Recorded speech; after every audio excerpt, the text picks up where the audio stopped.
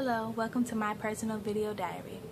I am Mia Brooks, a senior mass comm major from St. Paul, Minnesota. I currently attend Jackson State University in Jackson, Mississippi. So a little bit about me. I am a member of Mad Drama Performance Troupe as well as the JSU chapter of NABJ. I have a wide variety of career goals. I love to creatively express myself through words and plan to become a blogger or a writer for a magazine and to also own my own blog one day. I'm also fascinated with the entertainment industry and would love to become a TV or radio correspondent. After I have achieved these goals, I plan to give back to my community as I feel strongly that it is important for everyone to help each other and to give back. I plan to open my own youth center in my hometown where kids can go and have a safe place and to also to express themselves and work on their talents and be a good part of the community. And I feel that it's very important to reach back because someone did it for me, so I feel that I should do it for others. Some of my hobbies when I'm not at school or studying are music, reading, and of course writing. It's what I do. And besides my mass communications career, I also would love to have a career in music. I am a singer and I've always grown up in music and wanting to be in the entertainment world. I feel like the sky is the limit, and with my education and my drive, there's nothing I can't do. So stay tuned. So I am here to talk to you about ethics. Ethics is basically a set of rules or moral code that one lives by. It kind of teaches you the ins and outs, do's and don'ts, yes and no's, right and wrongs of any situation that you may be in. So I feel that every person has two different sets of ethical codes, and that is your personal ethics and your professional ethics. Your personal ethics stem from your environment, how you were raised, who you were raised by, your family, the people that nurtured you and taught you the things that you know, as well as religion, because we do get a lot of our ethics and morals from our religion. So your personal code of ethics are the things that you personally believe in that are right for you, and you may strive to achieve these things in your home, in your personal life, with your children, with your family. Your professional ethics are a set of codes that apply to your profession, your occupation, your job, how you should behave in that professional setting. Your personal ethics and your professional ethics will not always be exactly the same, because how you may feel personally may not be the same way you feel in your professional setting, or the things that you may do at home and with your own children may not be the same things that you do in your profession or how you act and otherwise. So for me, I grew up in a Christian home, so most of my ethics do come from my religion, as well as who I was raised by, which is primarily my mother and my grandmother, who are also both Christian and have Christian backgrounds. So some of the things that I strive for in my personal ethics are responsibility, kindness, strength, honesty, excellence, and determination. Responsibility is important to me because I feel that whatever my job is, whether it be a student, a mother, a teacher, a sister, a daughter, whatever it is, I feel like I should take that job seriously and carry it out and do the best that I can to fulfill that job, and to also be dependable for others who may need me and do depend on me. Kindness, I feel that I do believe in what goes around comes around. I do believe in karma. So kindness is something that I strive for because I want to put good energy out so that I may receive good energy back. Now, there are some stipulations that it comes with kindness. I am a person who doesn't like to be taken advantage of, and I don't like for my kindness to be, taken for granted. So there are some stipulations, but I am generally striving to be a kind person to those who are kind to me. Excellence and determination is probably one of the most important parts of my code of ethics, especially right now as a college student. I've always been taught to strive for the best and never settle for less. It is very important for you to be the very best that you can be. So excellence and determination is something that I really strive for, and I always try to do my best and to reach my full potential, because I do believe that the sky's the limit and that I can do whatever I put my mind to. So I try to strive for that in my everyday life, whatever it be, whatever it may be, whether it's school, work, or any personal goals that I set for myself. I do try to take them seriously and to do the best I can at them. Respect is also very important, especially as a woman and as a black woman. I feel that I hold myself at a high pedestal and that I have a certain image to live up to, and I should always respect myself as a person, as a woman, respecting my body and my mind, because I feel that if I don't respect myself, then no one else will respect me. And that is also a message that I would like to teach other young girls, and to build their self-esteem and for them to have great respect of themselves. Strength. I feel that strength is very important because life is going to throw curveballs at you. So it is important for me to be strong and to not give up, not to quit, because Lord knows there have been many times where I wanted to quit undergrad and I'm still not done. So I have to keep that strength, to keep that motivation in the back of my mind to keep going. So that is something that is very important to me also. Honesty is very important to me because it's something that has been instilled in me from a young age, mostly by my grandma, and it also comes from my Christian background. I was always taught that honesty is the best policy. If you've heard those sayings, the truth will set you free, all of those was something that was very important in my household and something that was taught to me. And I feel that it's sort of like what you reap what you sow. So if you are honest, then someone will be honest to you, and you don't have to worry about all the drama and all the things, all the negative connotations that come with being dishonest. So even though most of my personal ethics come from my childhood, my upbringing, the people who raised me, and also my religion, I do believe that your experiences as time go by can change your ethics, because you experience new things, you learn new things, and you're going to grow. So things are not going to be the exact same as they were when you were a child.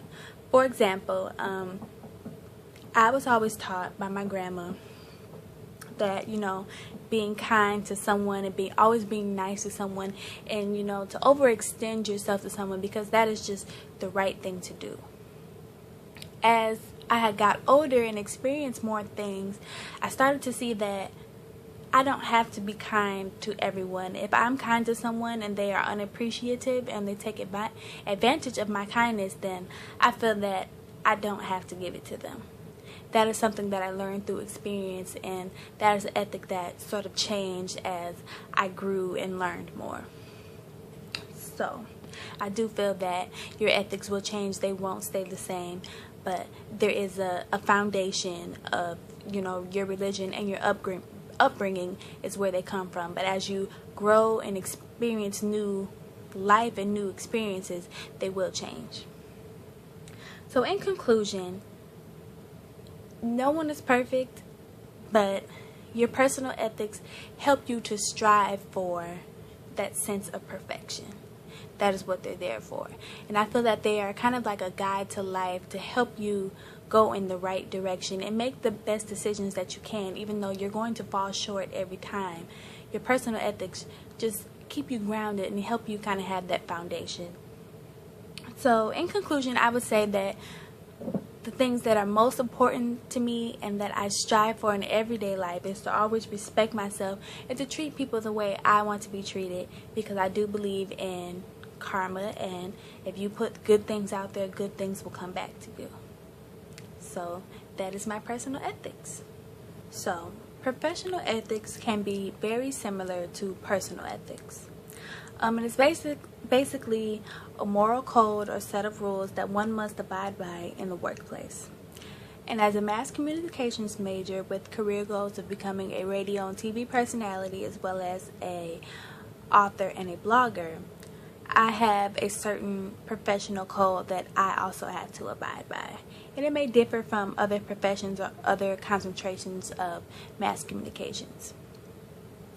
So most of my professional ethics come from the Radio, Television, Digital News Association. And it has, a certain set of codes that I should abide by as a journalist that is going to work in radio and TV. And some of these ethics are public trust. As a journalist or a radio and TV personality, I'm going to be talking to people on air or on the radio and giving them certain information. My first obligation is to the public. I serve the public are my viewers, the public is what makes my job even possible. So the public should be able to completely trust any information that I give out. Any facts, any stories, anything that I say while I'm working, the public should know that it is true, it's correct, it's accurate, and they should trust me with that because that is my job. And that also ties into the next code, which is seek the truth. This is probably one of the most important codes of journalism. Our job is to always seek the truth, report the truth. You never want to report something that is untrue, knowingly anyway. So if you are on a story or you're saying, even in entertainment, you're saying something about an artist, it has to be true. You have to have verified information and verified sources. You should never have any sources that are unreliable, undependable, and inaccurate, because the public trusts you to give them the truth about whatever it is that you are reporting. So, fairness. Fairness is also something that journalists have to go by. We should always be fair by treating all subjects of news coverage with respect and equally as well. And show compassion to victims of certain circumstances, certain tragedies. Children are also to be treated in a fair way. And you should also be fair with your views that you're presenting. It's very important to be unbiased. So, whereas in your personal codes, you may feel that A is right, but in your profession, you have to present A and B. You can't just go by A because that's what you like and that's what you feel, because that is biased and therefore unethical as a journalist. Integrity. Acting with integrity means avoiding all conflicts of interest and respecting the audience and news subjects. So, to have integrity as a journalist, you should follow all codes, basically, and act with a certain decency for the public. Meaning, you're not going to do anything to harm them, to wrong them, to deceive them. And that's how you have integrity. There are also things like you should never pay news sources. That's unethical, or accept gifts or favors for stories or sources or anything like that, because that does compromise your integrity. Independence. Journalists should also gather and report news without fear or favor, and resist influences from people that are like advertisers or sources or special interest group, because that is unethical. You are reporting, and that's all you should be doing. You shouldn't be doing it for anything other than that's your job, and there should be no other side things going on, because that is, again, a conflict of interest, and therefore you're not acting with integrity if you're doing that. Accountability. I feel that accountability although it's related to integrity, is very important as a journalist because we must all be held accountable for our actions. And your responsibility to the public also. You're accountable for everything that you say and do as a journalist, and to serve the public, because that is your audience and that is who makes your job.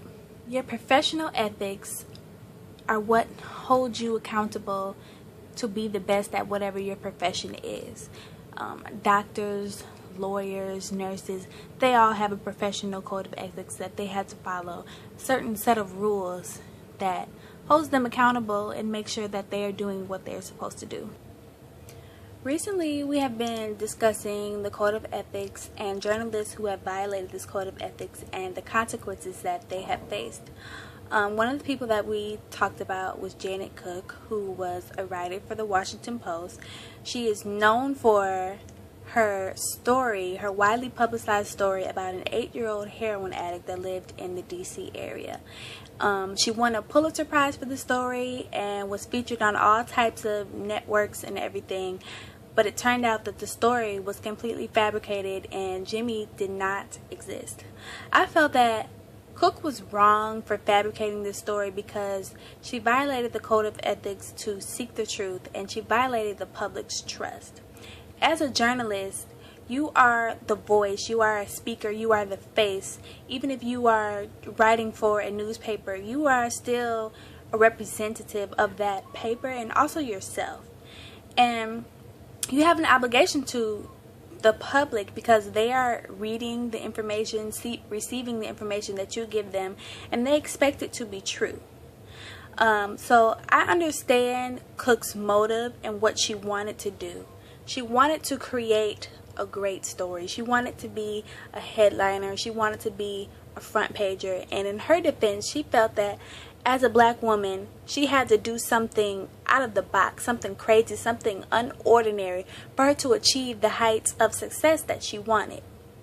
And although I understand that she felt that as a woman and as a black woman that she had to do more, and you do have to go above and beyond as a minority, as a woman, and as a black woman, but there is a certain way that you go about things, and that is the code of ethics. You still have to always follow those ethics, because if you don't, nothing good is going to come out of it. You will be caught eventually. But I do feel that even though I don't know Cook personally, I don't want to judge her bad ethical decision that she made in the story for Jimmy's World and say that she is an unethical person overall, because I do believe that as humans we make mistakes, and she made an unethical professional decision that doesn't necessarily speak for her personal ethics. And at the time, maybe she did not feel that she was doing anything wrong. And as far as consequences, I feel that journalists should suffer consequences if they are unethical, because this is your job and it's something that you signed on to do. Even if you don't sign a contract saying I will be ethical, if it's kind of like an unwritten understanding that you will be ethical, you will seek the truth, you are the voice of the people, and that you will take that to heart and hold yourself accountable. So I do feel that she should suffer some consequences, but I don't necessarily want to say that her whole career should have been ended. But again, because she did lose the public's trust, the public sort of ended her career, because now that she has fabricated a whole story, and she really upset a lot of people because she took a subject that was very sensitive about a child being on drugs, an 8-year-old shooting up heroin into his arm, which many people were very affected by this story, and they were reaching out wanting to help. So to learn that it wasn't true was sort of like a betrayal. I feel like the public felt very betrayed by her because she took something so serious and that affected a lot of people, and it turned out not to be true. Another journalist who has recently come under fire for behaving unethically is Brian Williams. Brian Williams was a very popular nightly news host for NBC, and he basically got in trouble for also fabricating a story that many say did happen, some say that it didn't happen, but he told a story about being on a certain plane and gave very explicit details about this altercation that happened on the plane in the Iraq War, and it turned out to not be true. What upset most people about Brian Williams was that he continued to tell this story over and over again, and each time he told the story, new things appeared in the story, which often happens when someone is lying. You have to keep fabricating that lie to try to keep up with it to make it appear as true. So as of right now, Williams has been suspended without pay for 6 months. We do not know if he will get his job back, but it is my guess that he won't be able to return there, and they'll probably buy him out of his contract, because with his lying, it has compromised the company, and NBC does not want to be known as someone that hires journalists who go against ethics of seeking and reporting the truth and going against the public's trust, which is a very important ethic in the world of journalism. So some people have said that when he first told the story, he was on an entertainment show, something like Jimmy Kimmel or David Letterman type of thing. And some people have said that he wasn't wrong for telling the story initially, because is he considered a journalist on an entertainment show? Because he wasn't on ABC or Dateline or NBC, which are news journalists avenues. The question is, are you a journalist all the time? Are you bound to your professional ethics in whatever setting that you are in?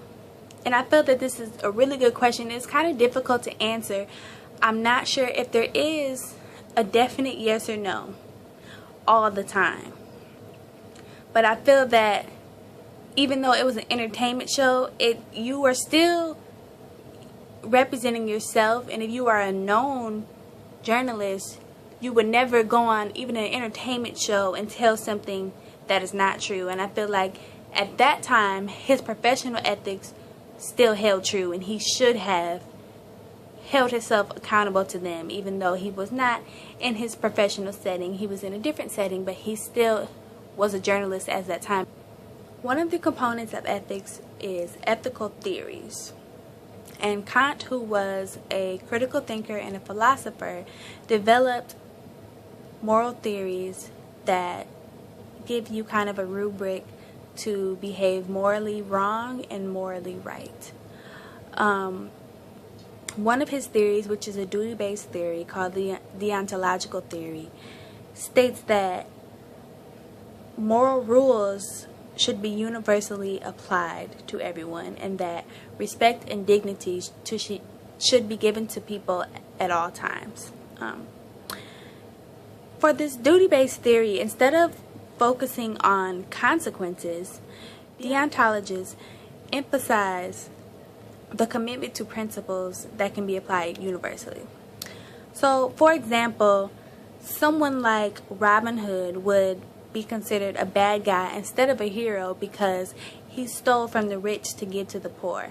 In this theory, you cannot use foul or harmful means to get to a positive end.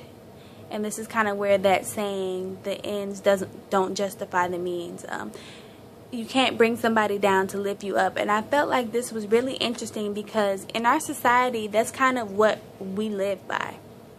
We're kind of a I'm going to get you back kind of society, or I'm going to pull you down and step on you, especially if we view that person or that party as bad. So in Robin Hood's case, he had a lot of people starving, so he chose to steal from the rich to feed the poor, which in Kant's view is still wrong, because you can't use that to, pull yourself up, because it is negative, and that's not how you get a positive. Hey, my name is Jermichael Bridges. What I think about ethics, having a code of ethics is important for everybody to have in order to distinguish between what is right and wrong. Adopting the code of ethics will help anyone become a successful individual. We as a society need code of ethics to improve relationships, prohibit inappropriate behavior, and keep everybody in check with themselves.